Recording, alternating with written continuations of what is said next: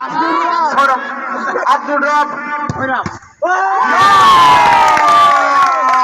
13 নম্বর jersey Abdur রব গোল দিতে পারলেন না। তার পরিচয় দিয়ে রাকিব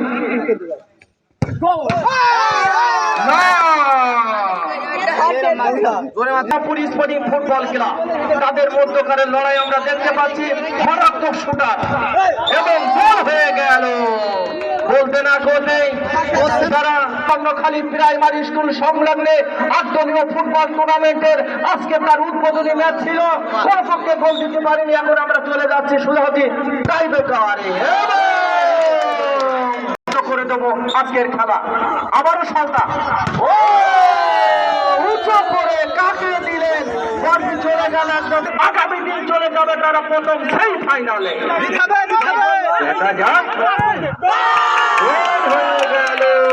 বলতে না গোটেই তিনি মারার জন্য প্রস্তুত।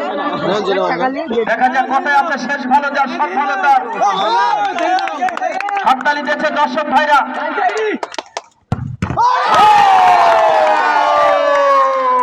নিজামপুরের গোলকে অসাধারণ সেই সোহেল প্রতিটা বল মুহূর্তে তিনি দেখিয়ে দিচ্ছেন।